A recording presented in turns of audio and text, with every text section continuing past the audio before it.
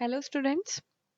पिछले वीडियो में हमने समझा था कि गोलीय लेंस क्या होते हैं तथा इनसे संबंधित महत्वपूर्ण पद कौन-कौन से हैं।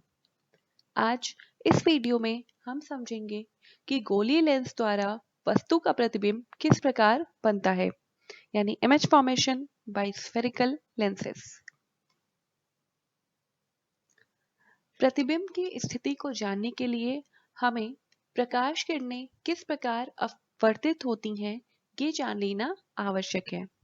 तो सबसे पहले जब मुख्य अक्ष के समांतर आने वाली प्रकाश किरणें उत्तल लेंस से अपवर्तित होती हैं तो क्या होता है। उत्तल लेंस Mn द्वारक तथा O प्रकाशिक केंद्र, ये हमारा मुख्य अक्ष है जिस पर F1 तथा F2 स्थित है।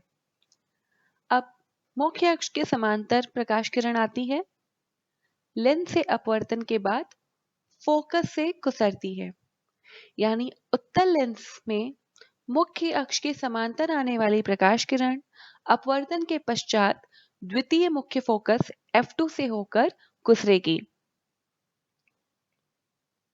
यही स्थिति यदि अवतल लेंस के साथ हो तो उस प्रकाश किरण का अपवर्तन किस प्रकार होगा। अवतल लेंस Mn द्वारक तथा O प्रकाशिक केंद्र आपके सामने चित्र में दिखाया गया है।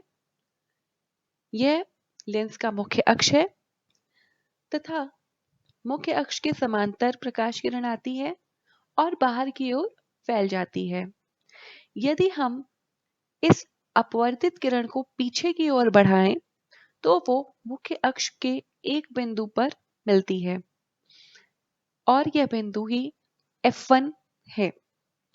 अर्थात जब मुख्य अक्ष के समांतर प्रकाश किरण आ रही थी तो उत्तल लेंस के केस में वो F2 से होकर गुजर रही थी, परंतु अवतल लेंस के केस में वही प्रकाश किरण जो मुख्य अक्ष के समांतर आ रही है, लेंस से अपवर्तन के पश्चात बाहर की ओर फैल रही है तथा मुख्य अक्ष के जिस बिंदु पर मिलती हुई प्रतीत हो रही है वही बिंदु हमारा प्रथम मुख्य फोकस F1 है। यानी मुख्य अक्ष के समांतर आने वाली प्रकाश किरणें अपवर्तन के पश्चात अवतल लेंस के मुख्य फोकस से अपसरित होती हुई यानी निकलती हुई प्रतीत होती हैं। दूसरी स्थिति, मुख्य फोकस से गुजरने वाली किरण का उत्तल लेंस से अपवर्तन। ये उत्तल लेंस Mn उसका द्वारक, O प्रकाशिक केंद्र तथा मुख्य अक्ष है।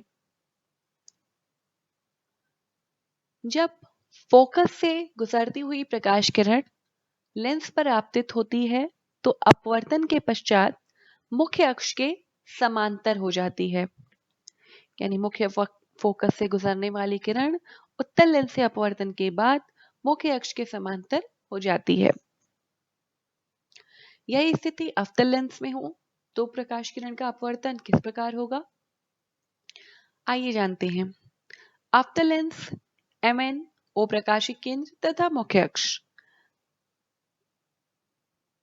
अब आप देख सकते हैं कि जब फोकस की ओर निर्देशित प्रकाश किरण अवतल लेंस पर आपतित होती है तो अपवर्तन के पश्चात मुख्य अक्ष के समांतर हो जाती है, अर्थात अवतल लेंस के मुख्य फोकस पर मिलती प्रतीत होने वाली, क्योंकि वास्तव में ये किरण मिल नहीं रही है, बढ़ाने पर मिलती हुई प्रतीत हो रही है, तो मिलती प्रतीत होने वाली प्रकाश किरण अपवर्तन के पश्चात मुख्य अक्ष के समांतर हो जाती है। उत्तल लेंस के प्रकाशिक केंद्र O से गुजरने वाली किरण का अपवर्तन। Mn द्वारक, O प्रकाशिक केंद्र तथा मध्य में स्थित काल्पनिक रेखा मुख्य अक्ष। F1, F2 लेंस के फोकस। जब प्रकाश किरण लेंस के प्रकाशिक केंद्र से होकर गुजरती है तो वो बिना अपवर्तित हुए उसी सीध में उसी पथ पर आगे बढ़ जाती है। अवतल लेंस की स्थिति में जब प्रकाश किरण प्रकाशिक केंद्र से होकर गुजरती है तो वह भी बिना विचलित हुए सीधी निकल जाती है।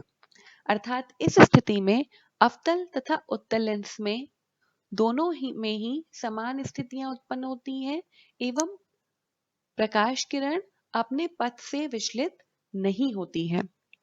इस प्रकार हमने तीन स्थितियां अवतल तथा उत्तल लेंस के लिए जानी कि तीनों स्थितियों में प्रकाश किरण का अपवर्तन किस प्रकार होता है।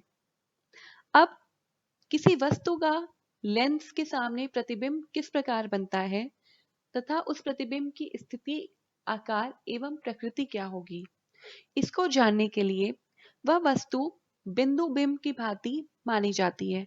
अर्थात वह वस्तु कई सारे बिंदु बिंब से मिलकर बनी हुई है।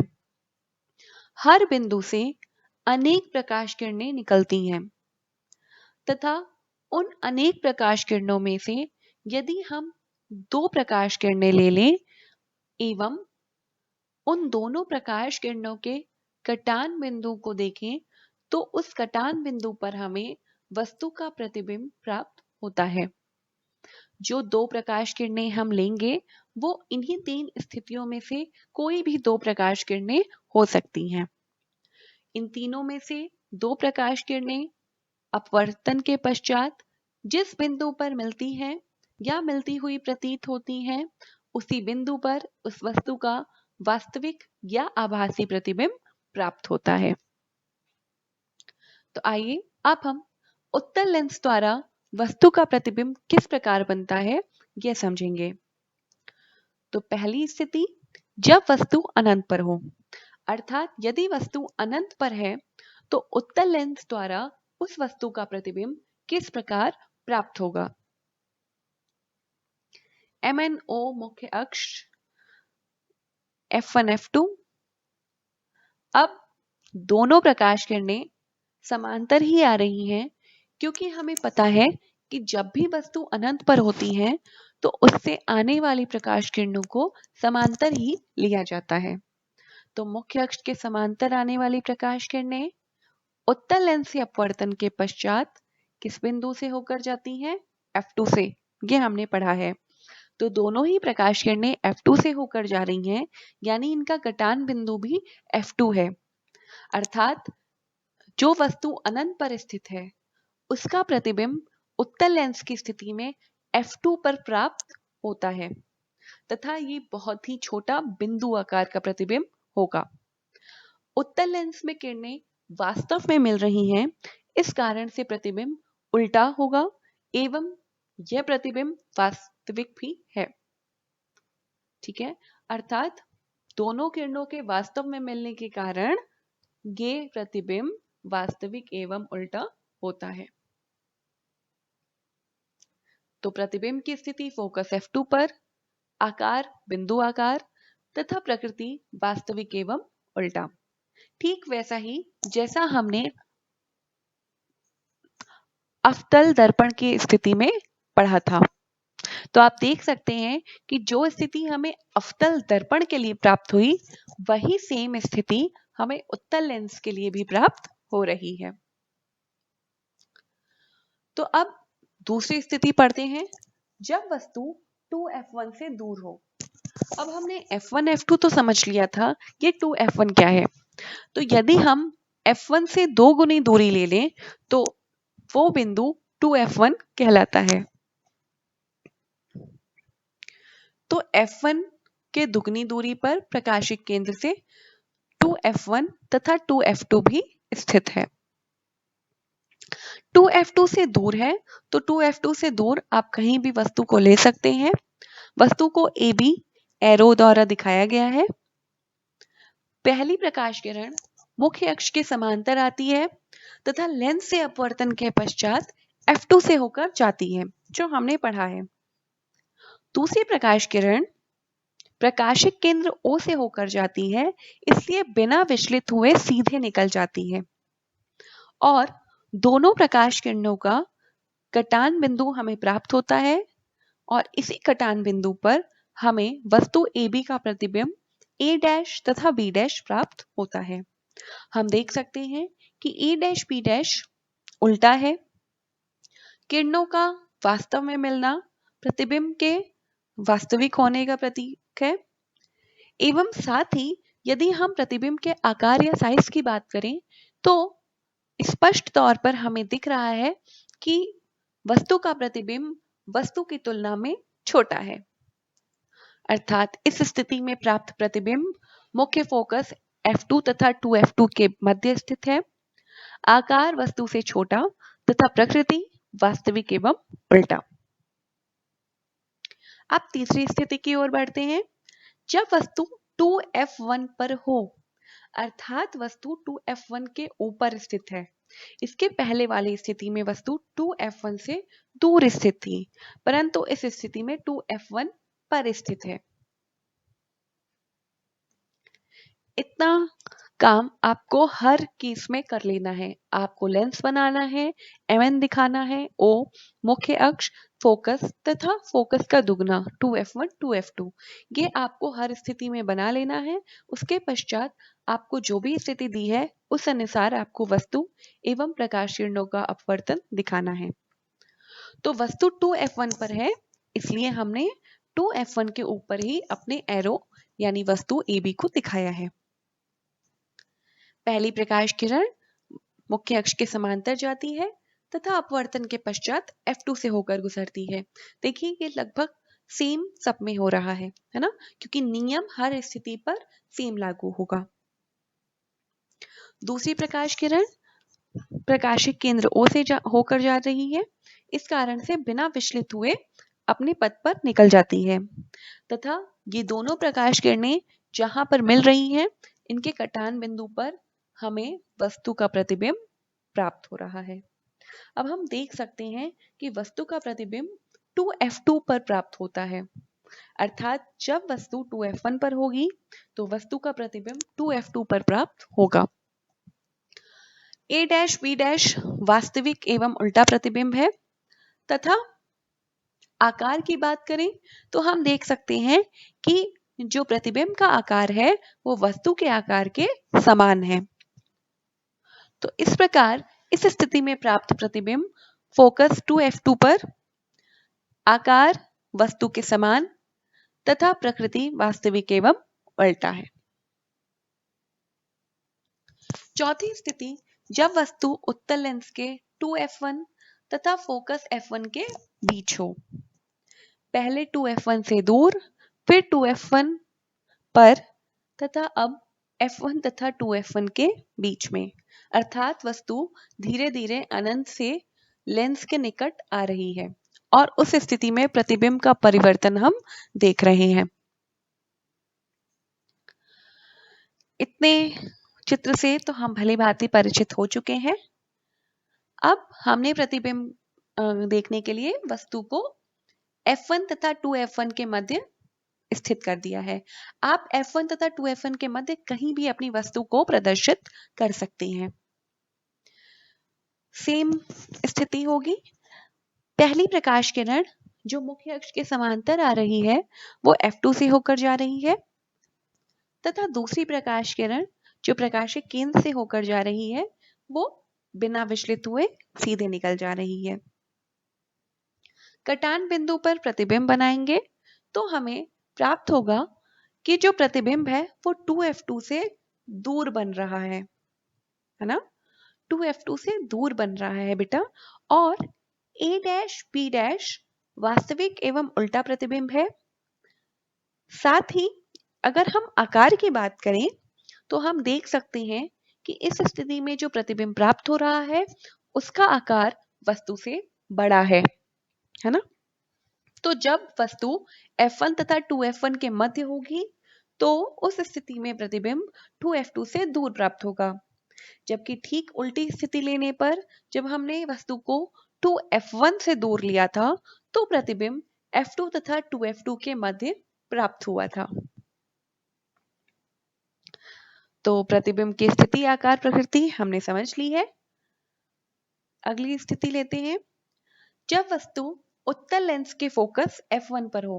देखिए मैंने आपसे कहा ना कि जो वस्तु है वो पहले अनंत पर थी, फिर 2F1 से दूर हुई, फिर F1 2F1 के बीच आई। अब पहले वो धीरे धीरे F1 पर आ गई, अर्थात वस्तु अनंत से F1 पर लेंस से दूर थी और अब निकट आती जा रही है हर स्थिति के साथ। तो हमने अपना सबसे पहले बेसिक चित्र यानी लेंस, Mn द्वारक, O प्रकाशिक केंद्र, मुख्य अक्ष F1 to F1 तथा F2 to F2 प्रदर्शित कर दिया है। अब वस्तु को हमें कहाँ दिखाना है? फोकस पर ना, फोकस F1 पर। तो हमने वस्तु को दिखा दिया। सेम काम करेंगे। पहली प्रकाश किरण मुख्य अक्ष के समांतर आ रही है, तो अपवर्तन के पश्चात F2 से होकर जा रही है। यहाँ डॉटेड लाइंस भी दिखाई गई है। क्यों दिखाई गई है अभी हम समझेंगे। दूसरी प्रकाश किरण प्रकाशिक केंद्र से होकर जा रही है और इस कारण से बिना विचलित हुए सीधे निकल जा रही है। अब अभी तक हम प्रतिबिंब की स्थिति किस प्रकार प्राप्त कर रहे थे? जहां पर दोनों अपवर्तित किरणें मिल रही थी, यानी दोनों अपवर्तित किरणों के कटान बिंदु पर हमें वस्तु का प्रतिबिंब प्राप्त हो रहा था। पर इस स्थिति में आप देख सकते हैं कि दोनों ही अपवर्तित किरणों के बीच दूरियां समान है ना? हर बिंदु पर उनकी दूरी समान है, अर्थात वो दोनों किरणें कहीं पर भी किसी भी बिंदु पर एक दूसरे से मिलती हुई प्रतीत नहीं हो रही हैं, है ना? यानी हम कितना भी आगे इन दोनों किरणों को बढ़ा लें, ये दोनों एक दूसरे से किसी भी बिंदु पर मिलेंगी नहीं। और इसका ये भी अर्थ है कि ये दोनों अपवर्तित किरणें समांतर किरणों की भांति व्यवहार कर रही हैं, और हमें पता है कि समांतर किरणें कभी भी एक दूसरे से मिलती नहीं हैं। और अपवर्तित किरणों का समांतर होना ही इस बात को प्रदर्शित करता है कि जो हमारा प्रतिबिंब है वो अनंत पर बनेगा। तो जब वस्तु फोकस F1 पर है तो प्रतिबिंब अनंत पर बनता है। और पहली स्थिति यदि आप याद करें तो जब वस्तु अनंत पर थी तो प्रतिबिंब F2 पर प्राप्त हो रहा था। इसका मतलब कि पहली और पांचवी स्थिति लगभग एक दूसरे के विपरीत हैं। तो इस स्थिति में प्रतिबिंब अनंत पर प्राप्त होता है, इसका आकार अत्यधिक बड़ा होगा तथा प्रकृति वास्तविक एवं उल्टा। छठी स्थिति की ओर बढ़ते हैं। अगर आपको याद हो तो अवतल दर्पण के बारे में जब हमने पढ़ा था तो उस स्थिति में छठवीं स्थिति में हमें सामान्य से कुछ भिन्न प्रतिबिंब प्राप्त हुआ था।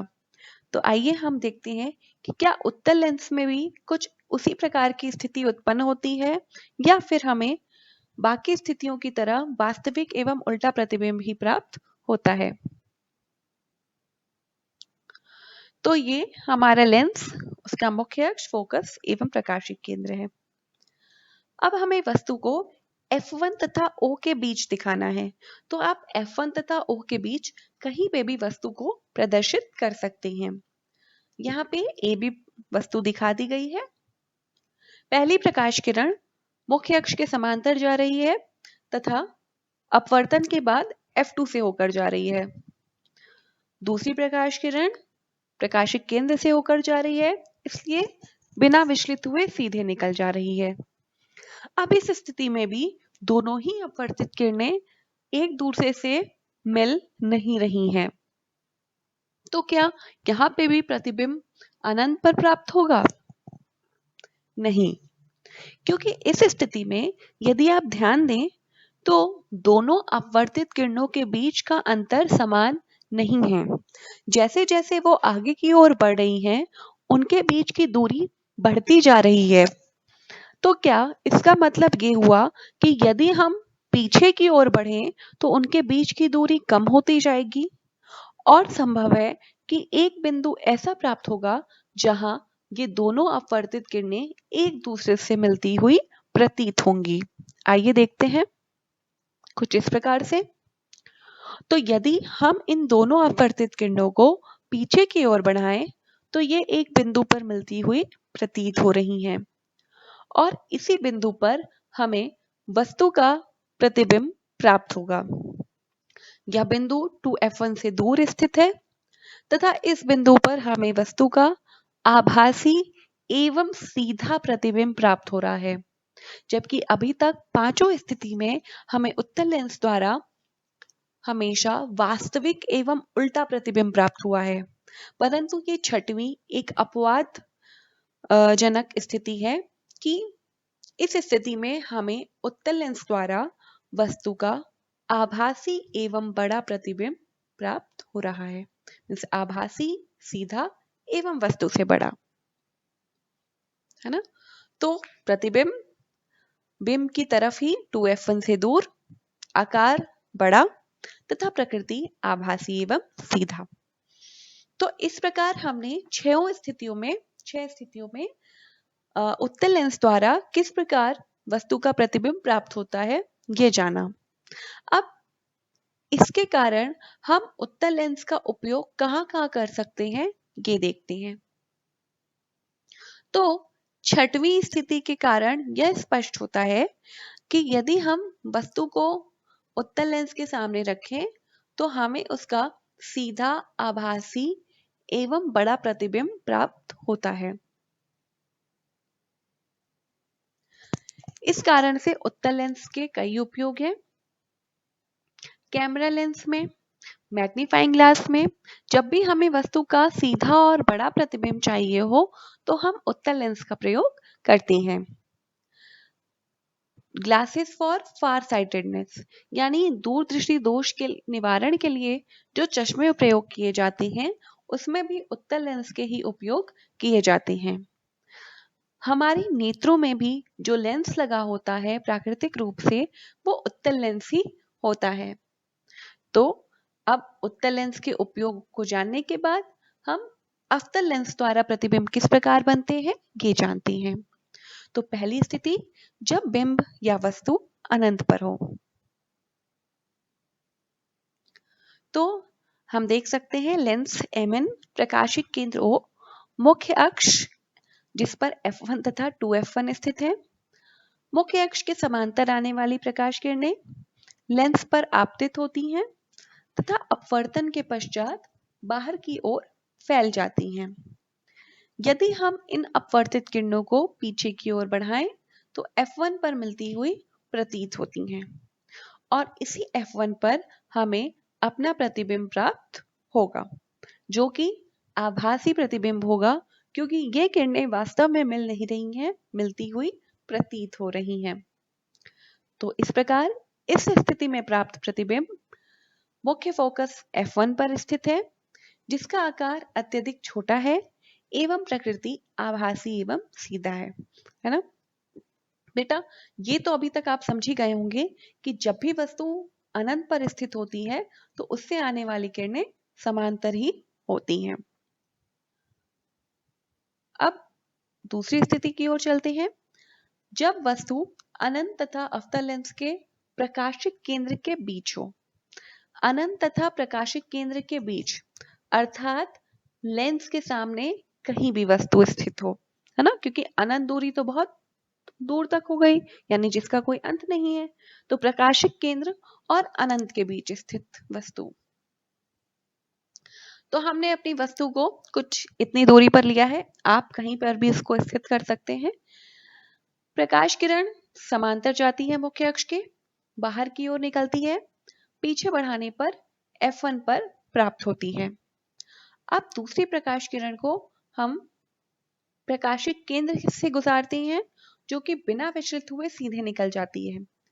आप देख सकते हैं कि ये दोनों प्रकाश किरणें, जो पहली प्रकाश किरण प्रकाशिक केंद्र से गुजरी हुई है और दूसरी प्रकाश किरण जो हमें पहली स्थिति में अपवर्तित किरण को पीछे की ओर बढ़ाने पर प्राप्त हुई है, इन दोनों किरणों के कटान बिंदु पर ही हमें अपना प्रतिबिंब प्राप्त होता है, A डैश तथा B डैश।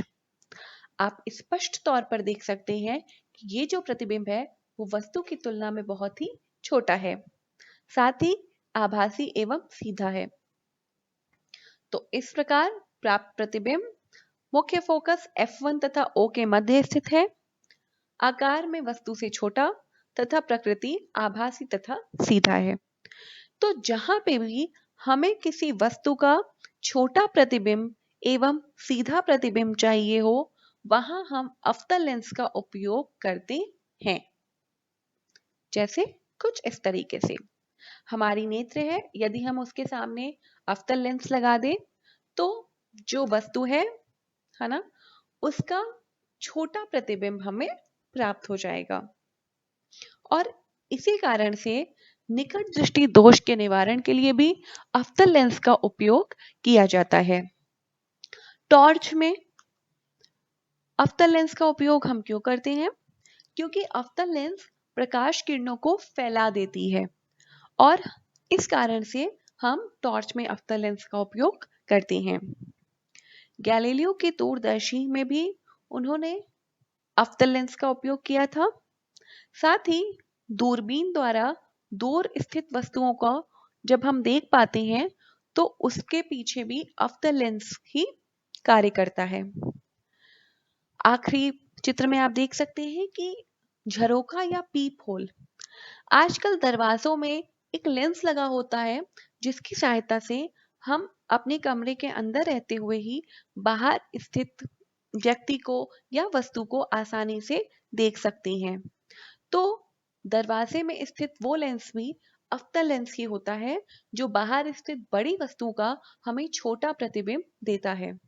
अर्थात छोटा प्रतिबिंब बनना भी कई बार हमारे लिए अत्यंत ही कारगर सिद्ध होता है। इस प्रकार हमने उत्तल लेंस एवं अवतल लेंस द्वारा प्रतिबिंब किस प्रकार बनते हैं तथा उनके उपयोग हम कहाँ-कहाँ करते हैं कि हमने जाना। आशा है कि आपने ये सभी बिंदु अच्छी तरह से समझ लिए होंगे। अब आप ये सोचें कि आप अपने आसपास उत्तल लेंस एवं अवतल लेंस को और कहाँ-कहाँ उपयोग करती हैं तथा कमेंट करके बताएं। धन्यवाद।